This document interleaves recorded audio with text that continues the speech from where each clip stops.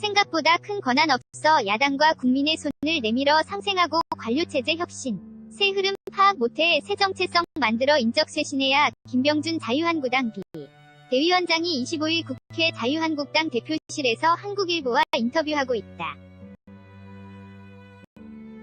오대근 기자, 지방선거 참패 이후 위기에 빠진 자유한국당을 기초부터 다시 설계할 책임을 맡은 김병준 혁신비상대책위원장이 25일 김병준 색깔에 맞는 당의 정체성을 먼저 세운 뒤 인적 쇄신의 기준을 제시하겠다는 의지를 밝혔다. 김 위원장은 이날 비대위 출범 직후 한국일보와 가진 인터뷰에서 인적 쇄신 방향에 대해 당장 현역 의원들을 자를 수가 없지 않냐, 국회 위원들을 무슨 수로 자르냐면서 지금은 비전과 가치를 가지고 싸울 때 라고 설명했다. 김 위원장은 지금은 누가 나에게 공천을 줬느냐는 게 한 논리에 빠져있는데 다음 공천부터는 그렇게 안 되도록 연구를 해야 한다고 로드맵을 밝혔다. 김 위원장은 한국당의 새로운 정체성을 설명할 두 가지 키워드로 세바퀴 국가론과 이른바 시장 우위를 보완할 보충성 위 원칙을 제시했다. 김 위원장은 또 기무사령부 계엄령 검토 문건을 강하게 비판하는 한편 청와대의 협치 내각 구상에 강한 관심을 두면서 그 조건에 주목하고 있다고 밝혔다. 밑줄 김병준 비대위의 색깔은 무엇인가?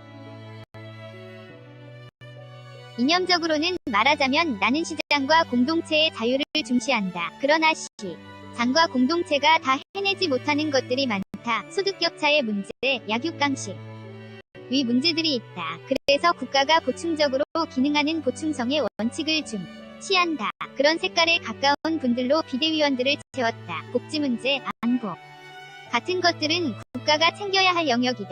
시장은 자유롭게 자율적으로 움직이듯 시장 공동체가 못하는 것은 국가가 보충하는 것이다. 이런 생각을 받쳐줄 수 있도록 비대위에는 복지를 강조하는 분, 김종석 의원처럼 시장을 중시하는 분, 그것을 짜내기 위해서 시스템을 관리하는 최병길 전 삼표시 멘트 대표이사 같은 사람을 배려해서 넣었다. 밑줄 그런 구상이 한국당에 통할 것 같은가? 적지 않은 분들이 이른바 제 생각에 동의하고 있다. 국가와 시장, 공동체가 다 같이 잘 돌아가야 한다는 세 바퀴 국가론이다. 그런데 시장은 규제에 묶이고 국가는 시장의 모순을 해결해야 하는데 조세, 역량의 문제가 있다. 또 공동체는 미약한 분권이라든가 권위주의 체제에선 제대로 잘할 수 없다. 세 바퀴가 다 잘 돌아가야 한다는 얘기에 가슴이 뛴다는 의견도 있었고 우리의 갈 길이라고 생각한 분들도 계셔서 한국당이 저를 부른 것이다. 노무현 정부에 있었다는 이유로 부를 리 없지 않나. 밑줄 청와대가 협치 내각을 제안했는데 협치나 연정은 정말 바람직하다. 대통령 권한이 큰 것 같지만 그렇지 않다. 대통령이 총리 임명하고 누구 감옥 보내고 장관 시키니까 대단히 큰 권력을 가졌다고 하는데 그런 권력은 큰 권력이 아니다. 큰 권력은 상생의 구도를 자리 잡게 하고 서울 중심 위 구도를 지역균형으로 바꾸고 관료체제를 혁신하는 것이다. 그런 큰 일을 할 힘은 한국의 대통령에게 없다. 그러니까 야당과 국민의 손을 내밀어야 한다. 협치와 연정을 하지 않고서는 대통령이 할 수 있는 일이 없다.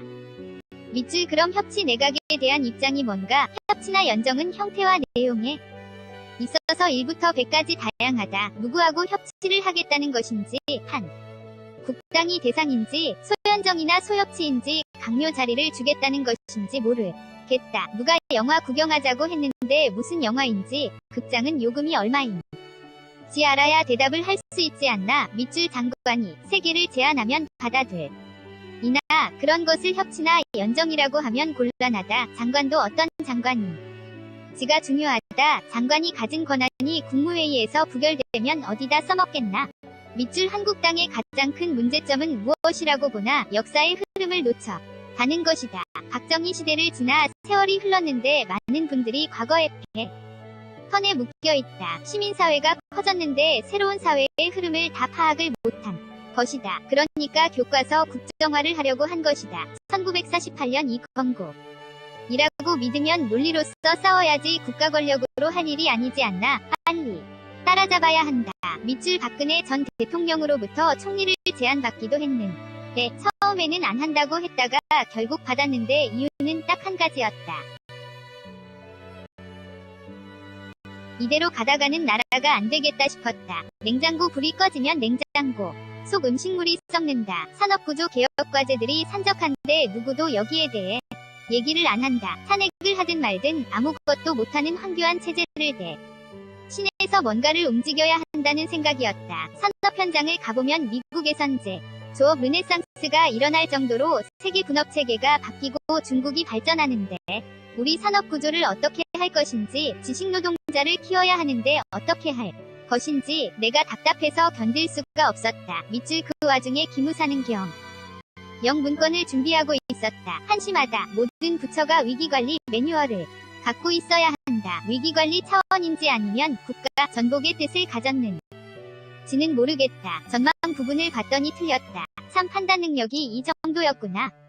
생각을 한다. 밑줄 문재인 정부와 노무현 정부의 차이가 무엇인가? 시장에 대한 태도다. 노 대통령은 시장에 대한 이해가 깊었다. 그런데 지금은 더 개입적이다. 신자유주의는 작은 정부가 기본인데 노무현 정부는 제가 생각하는 것과는 중간쯤에 있다. 문재인 정부는 노동시간의 문제라든가 최저 임금 문제, 공정거래위원회의 기업에 대한 문제 등이 차이점이다. 밑줄 문재인 대통령의 지지율이 요즘 떨어졌다. 대통령 권력의 기반은 역삼각형이다.